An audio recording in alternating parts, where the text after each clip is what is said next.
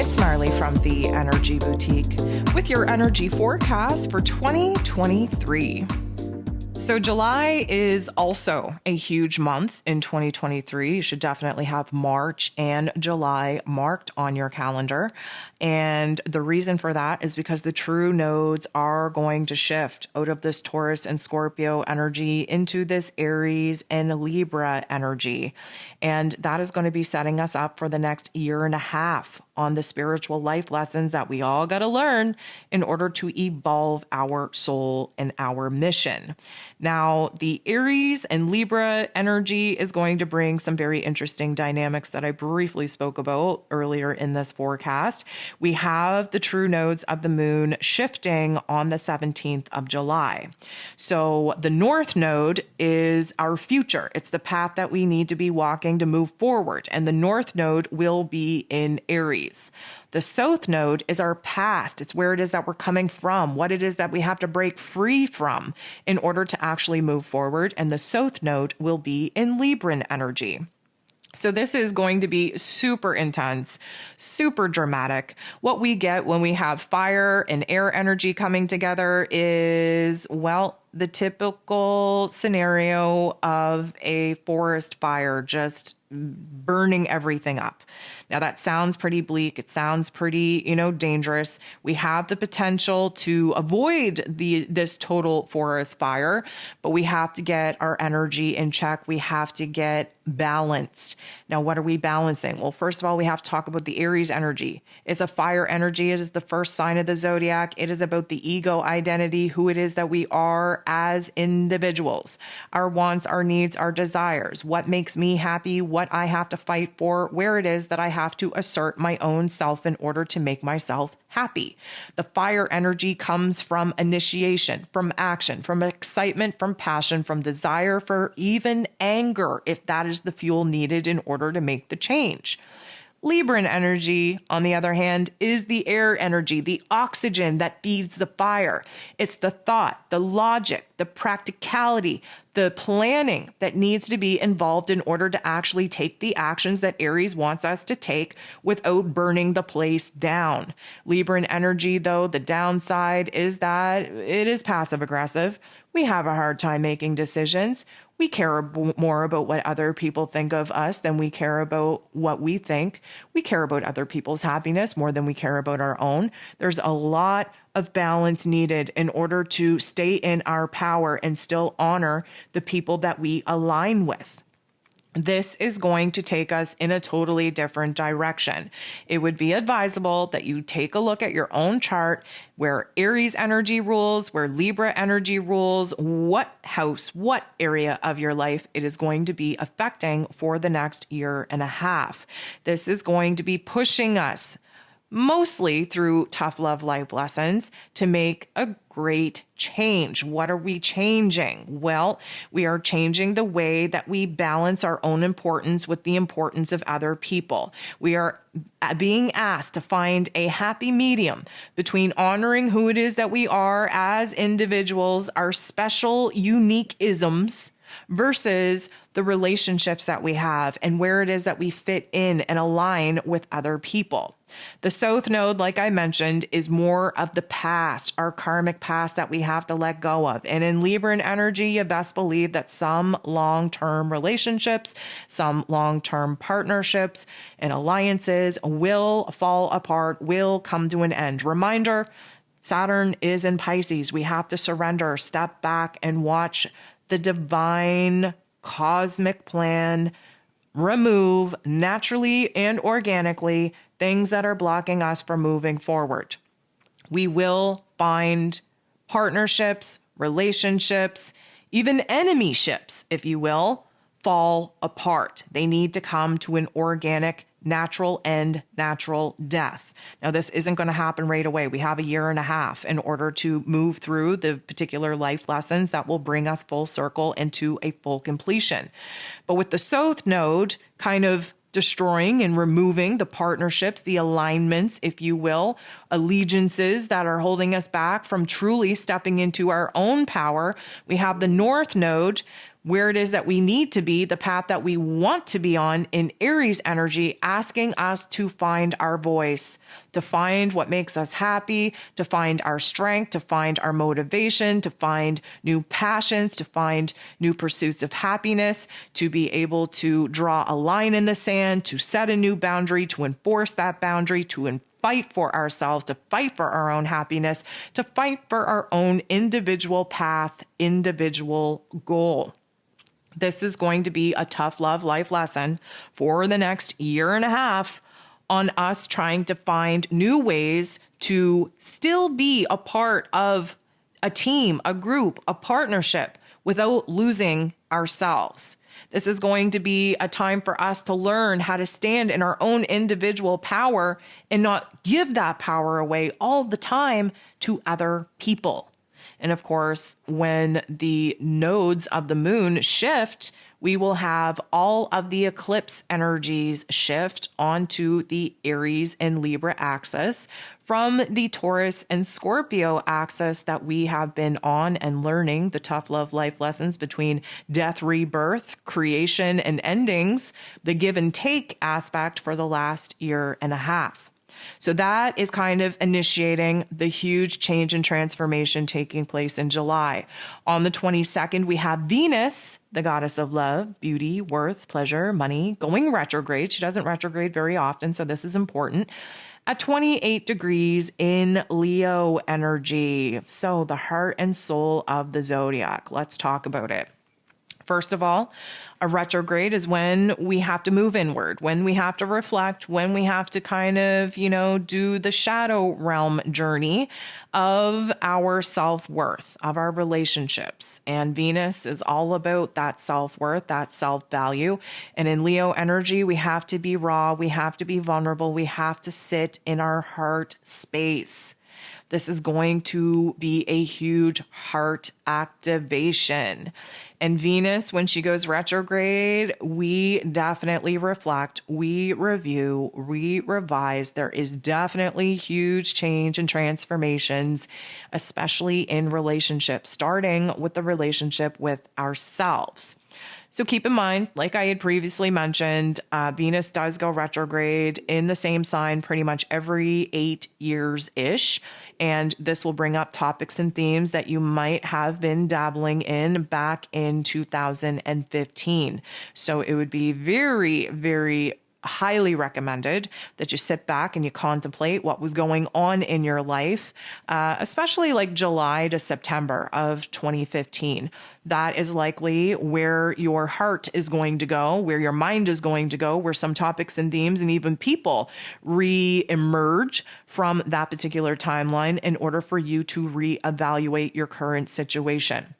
So Leo energy, super freaking passionate. Okay. We are definitely listening and leading from our heart space. Yes, there is a huge emphasis on relationships, but again, the relationship with ourselves first and foremost, the relationship with others secondary, as the relationship with ourselves basically activates all the other relationships in our lives to act as a mirror to how it is that we feel about ourselves.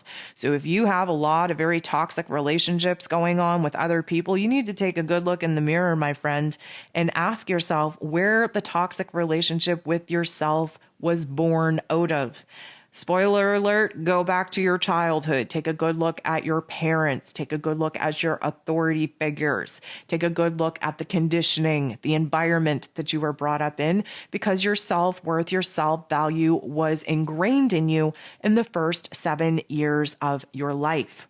So we have a lot coming up in our heart space, and we are going to have some serious questions put on us, and it might consist of: what makes you happy? What brings you joy? What brings you a sense of pleasure? Where do you feel safe? Where do you feel secure? Where do you feel stable? Who makes you happy? Who supports you? Who encourages you? And all of those questions may lead you to understand that some people have to go. Let me be very clear. Any type of relationship that is not supporting your higher self and your greatest, grandest potential will be removed, either by your own choice or the universe's choice if you fail to make those decisions for yourself. Whatever your heart is unaligned with will be removed. And as you hear me say many, many times, it is better to roll than be dragged. An interesting little dynamic thrown into Venus's retrograde is that she will also bump into and be conjunct with Black Moon Lilith. Now, I know I don't talk about Black Moon Lilith too often. She is the dark feminine power, the dark feminine energy that we all have inside of us. And you best believe that we are going to be called to stand in our divine feminine essence and make decisions from our heart space. There is no compromise. There is no negotiation. If you realize that something does not make you happy, you will change it. If you realize that you are with someone that does not support your higher self, you will terminate that relationship. This is a no bullshit attitude. Venus and Lilith, they are a tag team force to be reckoned with and will inspire and empower you to do whatever needs to be done in your life to take the trash out and to reignite the spark in your soul, in your passions, in your desires, in order to renew your faith, your trust, your excitement, your happiness, your joy, your pleasure, your essential essence. It will do all that it can to bring you back to life. So you best believe that that is going to be a very powerful time for all of us. It happens the day before Chiron goes retrograde in Aries energy at 19 degrees. Now, Chiron, of course, is the wounded healer. He's going retrograde, so we're doing a lot of inner work. We're doing a lot of shadow work. We're re-examining our ego identity, who it is that we are with and without the pain story that has created us.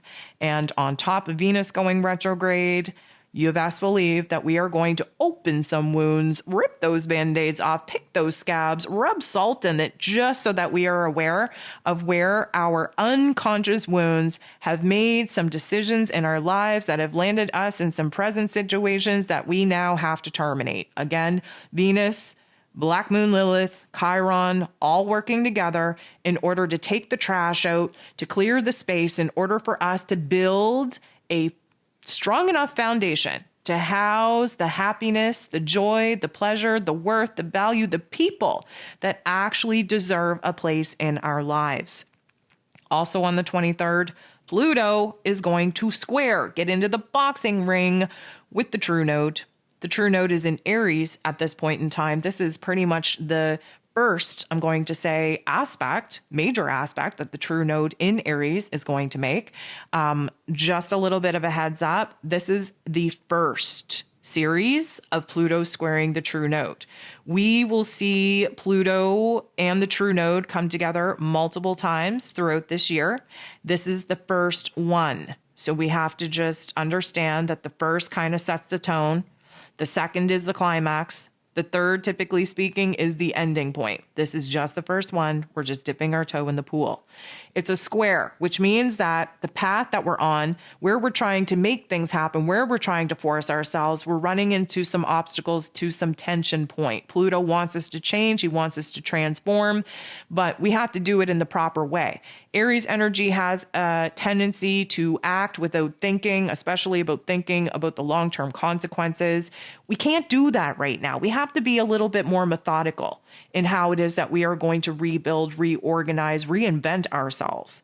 And this is definitely going to be a little bit of a cluster F of energy in order for us to get our mind straight. Now, here's the thing.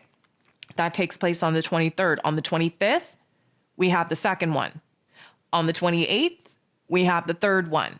And they're all pretty much within 1 degree of one another, even though they're over the course of pretty much just like 5 days, technically a week. There is this bang, bang, bang, knock us back. Bang, bang, bang, we step forward. Bang, bang, bang, we knock ourselves back again. And then we have to stand there and we have to gain our bearings again before we can actually make a move. It's not going to feel good. right? A square is a tension point, is a conflict in order for us to see where it is that we're trying too hard, where it is that we're trying to force things that shouldn't be forced, where it is that we want change and transformation so freaking badly that we are doing it in a very sloppy way that will cost us in the long term. We can't do that. And let me just say that July is going to be a very hot month, okay, temperature and astrologically speaking. And we are definitely going to see a lot of clash take place, not only in our own lives where, Pluto and the true node are taking up space in this Capricorn and Aries energy, but also on the greater, grander collective stage with some of the rebuilding, reformation, if you will, of the systems, of the structures that we've deemed to be corrupt, that we've deemed to be not in the favor of humanity. And of course, to kick them to the curb and take that trash out is going to be quite a task. So just mark it on your calendar that July is going to be a little bit of a tizzy. July sets us up to have a tizzy, to have fast moving parts, to have things thrown at us at a very high accelerated speed, because when we move into August, we face the Lionsgate portal on 8/8 that, typically speaking, is another jump point, another timeline jump, another soul contract, renewal, void, or initiation, if you will. It's essentially where we decide whether or not we're going to stay the course and kind of, see what this particular timeline has in store for us, or where it is that we've decided, guess what? I don't like these experiences. I want something better. I'm going to raise my vibration and frequency to align with the dream, with the vision that I have, and I'm going to make the jump. Either way, we are being led by our heart space. Again, a lot of that is because Leo season makes us very in tune with our heart space. And of course, we have Venus retrograde in this Leo energy as well. So August, yep, the 8/8 is a choice point. It is a crossroads, so to speak. But then on the 23rd, we have our Mercury retrograde taking place. This is the third one, and it's taking place at 21 degrees in Virgo. What's interesting about this is, of course, Virgo is a earth sign. Again, like I'd mentioned, all the Mercury retrogrades will be taking place in earth signs this year. But Virgo energy is the only earth sign ruled over by Mercury himself.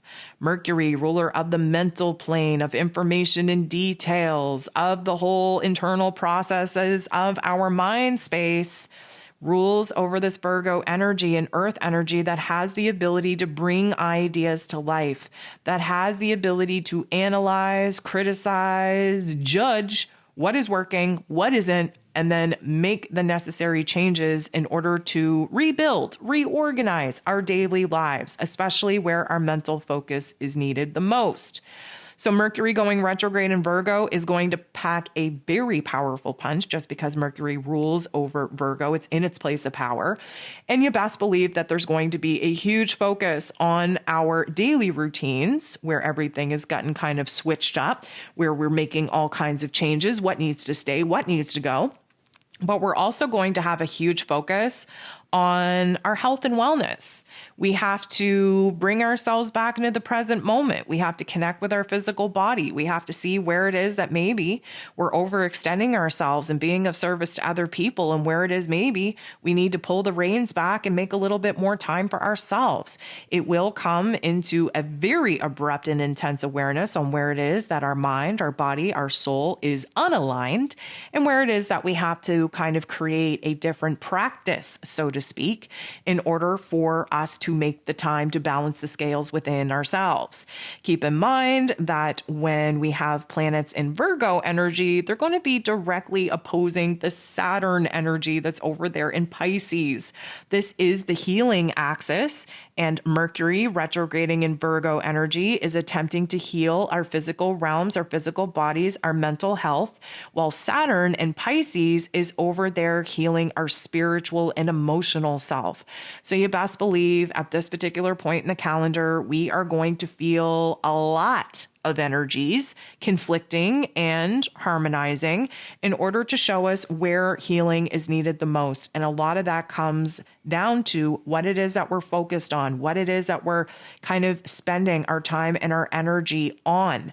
And that needs to be rerouted, reorganized, revamped to focus on ourselves. What can we build? What can we create? What can we do in our daily lives and the run of the day in order to take care of our mind, our body, our soul? On the 28th of August, we have Uranus going retrograde at 23 degrees in Taurus energy. So, when Uranus retrogrades, especially in Taurus energy, it's an internalized energy. So we're not going to see a lot of unexpected events or changes take place in our exterior realm. Now we're moving inward. We have to see where it is that we are resisting change. As I mentioned, Uranus being in Taurus for the past couple of years has been a tough, conflicting energy. Uranus wants us to change. Taurus wants everything to stay the same. Uranus wants to focus on the future of the greater, grander picture of where we can do better and innovate and progress. And Taurus energy is a fixed energy. It's an earth energy. It wants everything to stay the same, even if it means that we're living in an uncomfortable rut.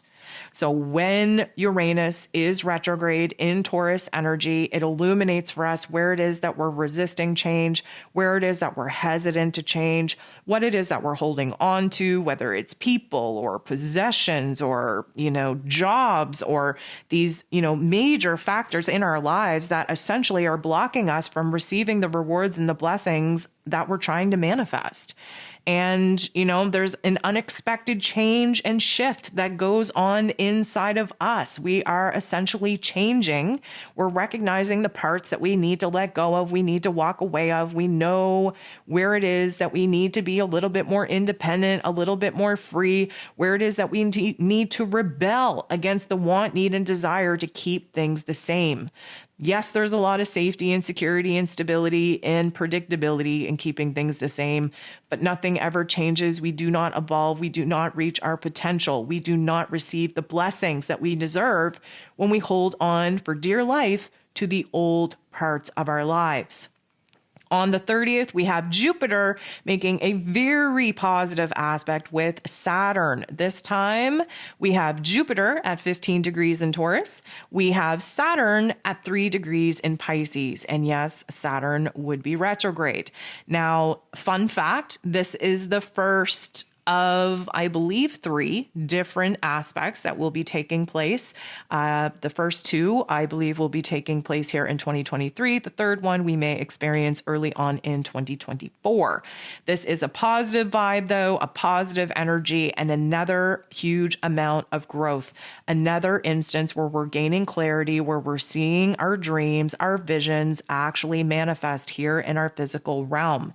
Yes, this is likely being kind of, thrown at us with some tough love life lessons, but Jupiter, who likes to reward us for those tough love life lessons that Saturn, the Lord of Karma, typically throws our way, we are going to come out on top. We are going to come out with new opportunities. We are going to see new levels of our own potential actually be reached. We are going to see, again, the next level of the foundation that we are building to house the dreams that we have actually manifest. So it's a very exciting time. Like Jupiter definitely magnifies the karmic spiritual inner work that we've been doing, and of course, setting us up to receive those particular blessings.